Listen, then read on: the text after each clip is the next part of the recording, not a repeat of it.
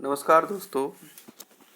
तो the question is, can a bhumidhar with transferable right bequeath his holding or any part of it if such भूमिदार belongs to scheduled caste, state, scheduled tribe? What shall be his position in this regard? Explain. तो question आपका क्या कह रहा है वो समझिए पहले। क्या भूमिदार जो ट्रांसफरेबल राइट जिसके पास है वो आपका विल बना सकता है किसी भी होल्डिंग या किसी भी पार्ट में? अगर वो भूमिदार आपका शेड्यूल कास्ट का है और शेड्यूल ट्राइब का है तब उसकी पोजीशन क्या होगी, ये आपको एक्सप्लेन करना है। तो क्वेश्चन की सेंस को समझिए।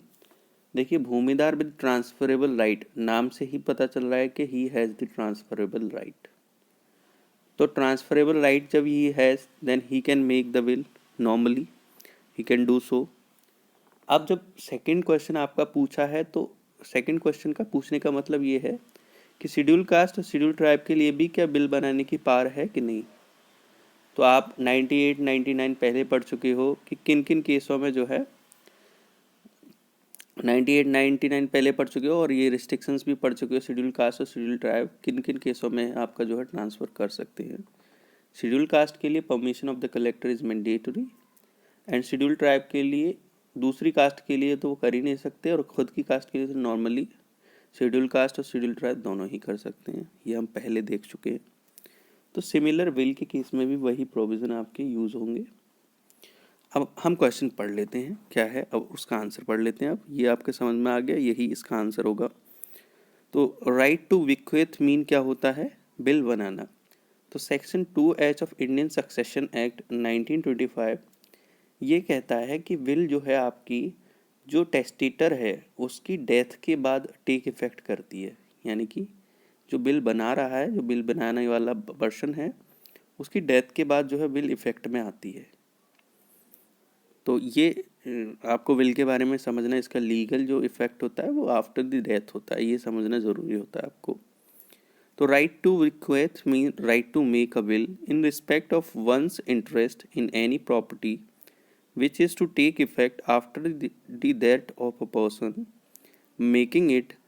तो ये आपको समझ में आ गया कि कोई भी अपने इंटरेस्ट का किसी भी प्रॉपर्टी में आप बिक्वेथ करना चाह रहे हैं तो वो आपकी डेथ के बाद, यानी आपकी मृत्यु के बाद, आप जब इस धरा को छोड़ के जाते हैं उसके बाद ही वो टेक इफेक्ट में आएगा। तो it is one of legal incidents of ownership. ये जो ओनरशिप हैं उसके वन ऑफ लीगल इंसिडेंट हैं। यानी कि और कौन कौन से लीगल इंसिडेंट हो सकते हैं आपके? Like you can sell the property, you can gift the property, और you can either lease the property और मोर्गेज द प्रॉपर्टी। तो these are the legal incident of ownership. ठीक है। और possession is 9 point of law, ये तो हम पहले ही देख चुके हैं तो इसमें डालने की ज़रूरत है नहीं आपको। तो it is to be noted that right to bequeath is only available to bhumidhar with transferable right. ठीक है, ये आपको समझने की योग्य बात ये है सिर्फ कि ये कहना चाह रहा है सेंटेंस कि जो हमें ये पता चलता है कि राइट टू bequeath सिर्फ उसे अवेलेबल है जिसके पास ट्रांसफरेबल राइट है। अगर ये लाइन नहीं भी होती तब भी हम समझ जाते ये चीज़। ठीक है। एज पर सेक्शन 107 क्लॉज 4 क्या कहता है आपका? भूमिदार with non transferable right in Assami cannot bequeath their interest by making a will। अब देखो, असामी के केस में मैंने बताया ना, possession is 9 point in law. ठीक है, तो ट्रांसफ़र की पावर नहीं होती है, and that transfer power is जो है एब्सेंस। तो इसी वजह से असामी नहीं कर सकते, और भूमिदार भी नॉन ट्रांसफरेबल राइट के पास भी पावर नहीं होती है टू ट्रांसफर द प्रॉपर्टी। तो they both are not allowed to bequeath their interest in the property. यहाँ से आपको समझ में आ गया ये चीज़। उसके बाद bequeath by bhumidhar with transferable right. ठीक है, जिनके पास ट्रांसफरेबल राइट है वो कौन कौन से सेक्शन में दे रखे हैं? तो सेक्शन आपका 107 क्लॉज 1 टू क्लॉज 3 में ये चीज़ें आपका प्रोवाइडेड हैं। तो सेक्शन 107 क्लॉज 1 क्या कहता है वो पढ़ते हैं हम। अ भूमिदार विद ट्रांसफरेबल राइट, एक भूमिदार जिसके पास आपका ट्रांसफरेबल राइट है, may bequeath his interest by will subject to restrictions mentioned under section 107 clause 2। इनका कहने का मतलब ये है कि वो जो है एक भूमिदार जिसके पास ट्रांसफरेबल राइट है वो बिल बना सकता है, लेकिन उसको सेक्शन 107 क्लॉज 2 के अधीन रहते हुए बनानी पड़ेगी। ठीक है, अब सेक्शन 107(2) क्या है, क्या क्यों उसके अधीन रहना है वो देखते हैं हम। तो सेक्शन 107 क्लॉज 2 प्रोवाइड कराता है कि जो भूमिदार विद ट्रांसफरेबल राइट है, जो कि क्या कहते हैं आपका शेड्यूल कास्ट और शेड्यूल ट्राइब का व्यक्ति है, तो वो अपना इंटरेस्ट किसी भी होल्डिंग में तभी ट्रांसफ़र कर सकता है सब्जेक्ट टू सेक्शन 98 और 99। अब सेक्शन 98 और 99 जब मैंने आपको बताया था भैया जी, तो मैंने आपको बताया था कि शेड्यूल ट्राइब और शेड्यूल कास्ट किन किन केसों में आपका ट्रांसफ़र कर सकते हैं और क्या क्या उन पर रिस्ट्रिक्शंस हैं। तो वो चीज़ इसमें जो है आपका मेंशन की गई है, और आपको उसी के अकॉर्डिंग में आपको पढ़ना है। ठीक है, उसके बाद restrictions on power to make a will, कौन कौन सी रिस्ट्रिक्शंस हैं वो देखते हैं हम। Bhumidhar with transferable right belonging to scheduled caste can not without the permission of collector make a will in favour of a non scheduled caste. अब ये आपको समझनी पड़ेगी, पहले भी मैं बता चुका हूँ। आप नॉर्मली शेड्यूल कास्ट के पर्सन को कर रहे हो बिल, तो there is no restriction as such. ठीक है, लेकिन अगर आप किसी नॉन शेड्यूल कास्ट को कर रहे हो तो योर मतलब कलेक्टर की परमिशन लेना मैंडेटरी है। और आपका शेड्यूल ट्राइब के केस में तो भैया वो जो है वो बना ही नहीं सकता है, उसमें तो परमिशन शेड्यूल ट्राइब को तो अलाउड ही नहीं है कि वो ट्रांसफ़र करे किसी दूसरे पर्सन को other than schedule tribe. Normally schedule tribe सिर्फ शेड्यूल ट्राइब को ही ट्रांसफ़र करता है, तो यही रूल बिल के केस में भी आपका लागू होता है। अब आपका प्रोसीजरल रिक्वायरमेंट्स देख लेते हैं, क्या क्या आपका प्रोसीजरल रिक्वायरमेंट है वाइल मेकिंग द बिल। ठीक है, तो according to section 107 clause 3, every will made under this section shall notwithstanding anything contained in any law, custom or usages must be। ठीक, तो ये जो प्रत्येक बिल है वो कैसी होनी चाहिए, कुछ भी जो किसी दूसरे एक्ट में आपका मेंशन है या कस्टम या यूसेज है उनको परे रहते हुए कैसी होनी चाहिए आपकी। इन राइटिंग, वो किस में होना चाहिए, राइटिंग में होना चाहिए, यानी कि लिखित होना चाहिए। अटेस्टेड बाय 2 विटनेसेस, कम से कम जो है आपके 2 साक्षी होने चाहिए जो उसको अटेस्ट करें। ठीक है, और रजिस्टर्ड, यानी कि उसको जो है रजिस्ट्रेशन इज आपका जो है रजिस्ट्रेशन बोला गया है। देखिए section 18 of Indian registration act 1908 if I am not wrong, तो वो ये कहता है कि बिल जो है, बिल के केस में आपका रजिस्ट्रेशन इज़ नॉट मैंडेटरी। ठीक, उसमें जो है मैंडेटरी नहीं बोला है बिल के केस में, but here they are saying what, that registration is mandatory. तो आप जो है ये पॉइंट आप याद रखना कि इसमें जो 107 क्लॉज 3 में it is making mandatory that it must be it not, तो इट मस्ट बी रजिस्टर्ड, ये आपका दे रखा है और ये आप याद रखिएगा, क्योंकि नॉर्मली बिल तो अनरजिस्टर्ड भी चल जाती है, उसको मैंडेटरी है नहीं, ऑप्शनल रहता है उसका। ठीक, तो यहाँ आपका ये क्वेश्चन खत्म होता है। धन्यवाद। तो next question is describe the rules of succession after a death of a male bhumidhar, asami और अ गवर्नमेंट लेसी। देखिए सक्सेशन के रूल समझने से पहले आपको एक चीज़ समझनी पड़ेगी कि सक्सेशन होता कौन सी प्रॉपर्टी का है।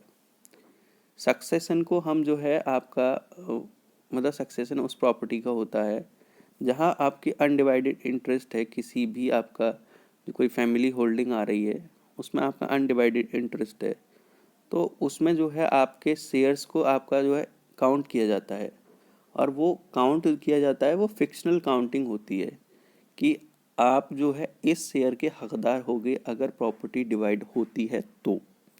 It is just a fictional notion that is created by the law. ठीक है, आपका एक नोशनल पार्टीशन होता है दैट आप अगर कोई व्यक्ति ख़त्म होता है और वो प्रॉपर्टी अनडिवाइडेड है देन आपके पास कितना शेयर आएगा, ये आपका सक्सेशन होता है। बेसिकली आपको ये समझना पड़ेगा। और देखिए पहले तो सक्सेशन के केस में आपको विमेन अलाउड नहीं थी, बट अब नाउ विमेन भी आपका जो है सक्सेशन का पार्ट हैं और दे आर इक्वली आपका जो है be treated as the son, ठीक है। Daughters are to be treated equally as a son, ठीक है। ये आपका जनरल पर्सपेक्टिव बता रहा हूँ मैं। बाकी इस क्वेश्चन का आंसर देखते हैं हम। इस क्वेश्चन का आंसर है आपका rule of succession after death of a male bhumidhar, asami और government lessee are given in section 108. Section 108 provides death where a male or third gender bhumidar, Assami or government lessee dies, his interest in the holding shall devolve upon the heirs specified in section 108 clause 2. Amendment Act of 2020 inserted third gender along with male bhumidar. अब आप समझिए इसका मतलब क्या है। तो rule of succession after death of male bhumidhar, asami या government Lesi वो किस में प्रोवाइडेड है आपका सेक्शन 108। सेक्शन 108 में आपका क्या प्रोवाइडेड है, क्लॉज 1 क्या प्रोवाइड कराता है, जहाँ कोई भी पर्सन या तो मेल है या थर्ड जेंडर भूमिदार है या असामी है या आपका गवर्नमेंट लेसी है और वो ख़त्म हो जाता है, मतलब अपने इंटरेस्ट जो है ख़त्म हो जाता है, ठीक।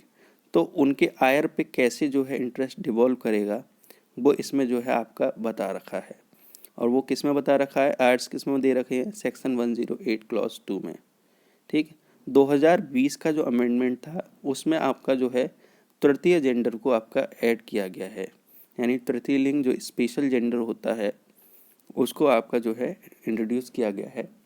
और तृतीय जेंडर जो आपका तृतीय जो आपका लिंग होता है उसको हमें जो है नालसा का जो जजमेंट था, NALSA versus union of India, तो उसमें ये कहा गया कि third gender also has the same right as the male and female, ठीक है। तो उसी के अलॉन्ग विद आपका जो है ये अमेंडमेंट इंसर्ट हुआ है 2020 में। अब देखते हैं प्रिंसिपल्स ऑफ सक्सेशन क्या है, किस हिसाब से हम जो है किस नियमों के हिसाब से हम सक्सीड करते हैं वो देख लेते हैं हम। तो सेक्शन 108 क्लॉज 1 आपका जो है 1 से लेके 4 तक ले डाउन करता है प्रिंसिपल, ठीक है, कि जनरल ऑर्डर ऑफ सक्सेशन क्या होगा, ठीक है, यानी सामान्यतः किस ऑर्डर में आप सक्सीड करेंगे टू अ मेल भूमिदार अगर कोई मेल भूमिदार बनता है।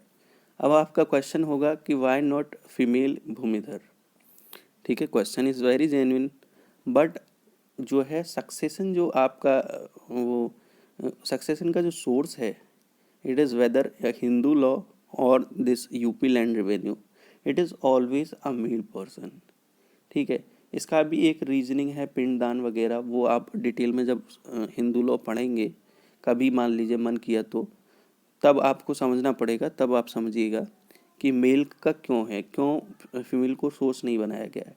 फीमेल देखो विवाहित होती हैं तो दूसरे घर चली जाती हैं, ठीक है, और वो अगर सोर्स होती तो इसमें जो है डबल पॉसिबिलिटीज़ हो जाती कि वो उधर भी जाके सोर्सेज हो रही हैं और इधर भी जाके सोर्सेज हो रही हैं। तो दो जगह सोर्सेज होना तो ये इनइक्वालिटी हो जाएगा उनके खिलाफ, उन पे दो बर्डन आ जाएंगे, दो रिस्पॉन्सिबिलिटी आ जाएंगी, दो लाइबिलिटीज़ आ जाएंगी। तो इस वजह से जो है उनको दो लाइबिलिटीज़, दो रिस्पॉन्सिबिलिटी और दो ड्यूटीज़ से परे रखते हुए लॉ में जो है उनको सोर्स नहीं माना गया है, ठीक है। ये आपका ये इनइक्वालिटी को बढ़ावा नहीं दे रहा है बट ये उनको प्रोटेक्ट कर रहा है, ठीक है। तो आप इस नज़रिए से इस चीज़ को समझिएगा। तो बाकी देखो लॉ हमेशा चेंजिंग नेचर का है, बाकी आगे क्या हो जाए पता नहीं, बट ये जो है इसकी रीजनिंग ये जस्टिफाई करती है क्यों जो है फीमेल आपका सोर्सेज नहीं है सक्सेशन का, ठीक। तो अब हम स्टार्ट करते हैं। तो क्या क्या आपका जनरल ऑर्डर ऑफ सक्सेशन है वो देखते हैं। First, the heirs specified in any of the clauses of 108 clause 2 shall take simultaneously in equal shares। जो आपका heirs जो स्पेसिफाइड हैं एक 108 क्लॉज 2 में वो जो है हर एक जो व्यक्ति है वो आपका इक्वल शेयर लेगा, समान आपका जो है उन पर शेयर जाएंगे। The heirs specified in any proceeding clauses of section आपका 108 clause 2 shall take to the exclusion of all heirs, उनको एक्सक्लूड किया जाएगा, स्पेसिफाइड इन सक्सीडिंग क्लॉजेज, जो कि आपका आगे की सक्सीडिंग क्लॉजेज में आपका स्पेसिफाई है. It means that those in clause a shall be preferred over those in clause b and so on. यानी कि सिंपल बात ये है, क्लॉज ए में जो आपके एयर हैं उनको तो आपका इक्वल शेयर मिलेगा और सबसे पहले आपका क्लॉज ए को प्रेफर किया जाएगा. अगर क्लॉज ए नहीं है then you should go to the clause b. Simple इसका ये मेंशन है आपका. उसके बाद तीसरा देखते हैं हम क्या है. थर्ड आपका पॉइंट है, if there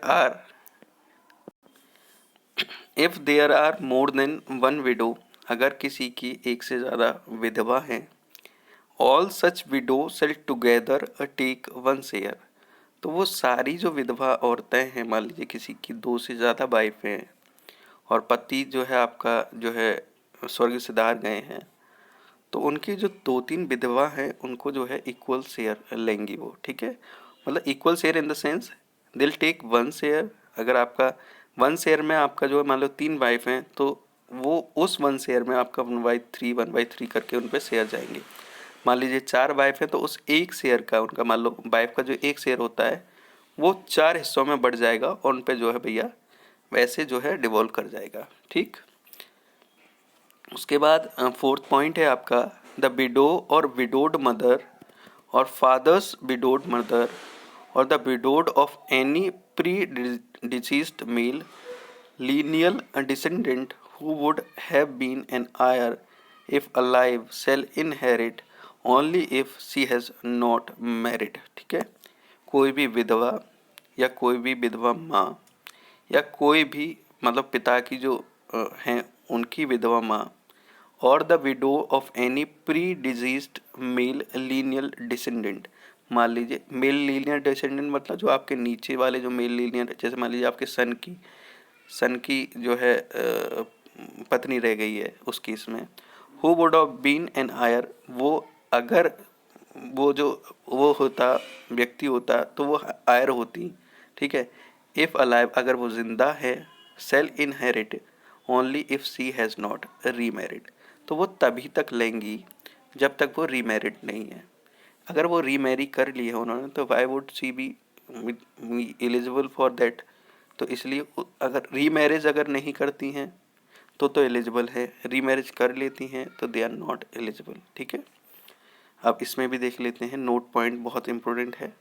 apart from these principle the condition mentioned under 114 of the code shall also be applicable for discussion on section 114 refer to page आपका 55 and 56.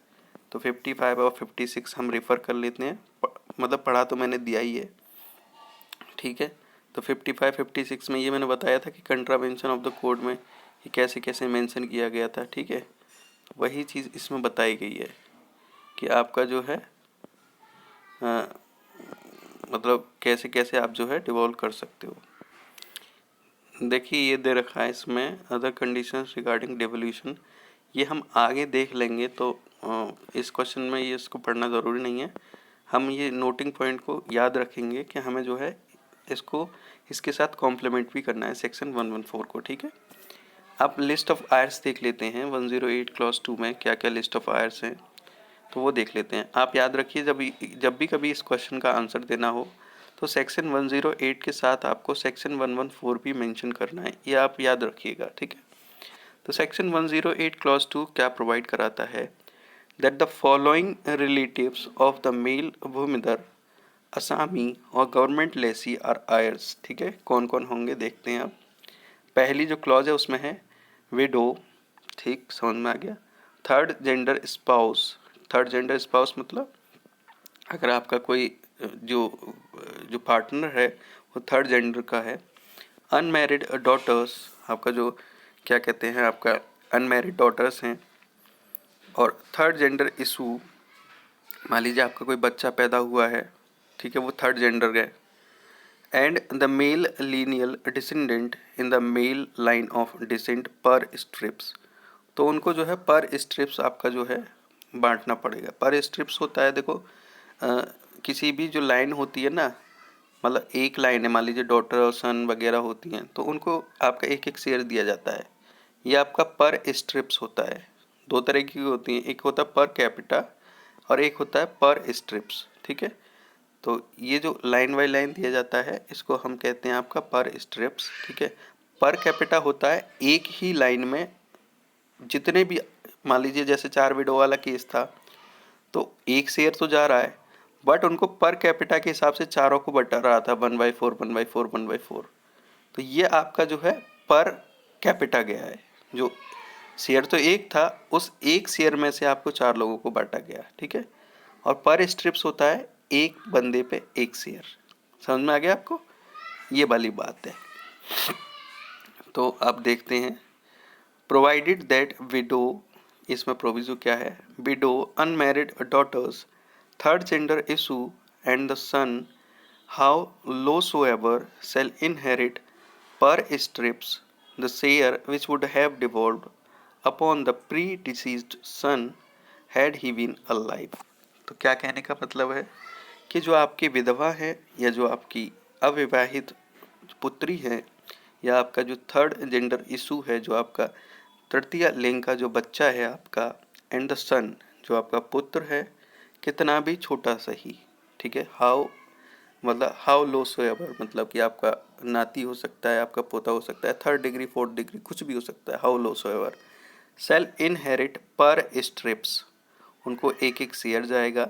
And the share which would have devolved upon the pre deceased son had he been alive. कैसे जाएगा, जैसे मान लीजिए कि आपका pre deceased सन जो ख़त्म हो गया वो अलाइव हो, यानी कि आपको जो है जो जो बच्चे हैं आपके, जो how how low so ever हैं, उनको आप अपने लड़के की तरह ट्रीट करोगे। सिंपल बात है, अगर आपका लड़का जिंदा होता तो उसके पास एक शेयर जाता है, ऐसे ही उनके पास जाएगा जब आपका लड़का जिंदा नहीं है, ठीक। सिंपल आपका ये लैंग्वेज में ये हो गया।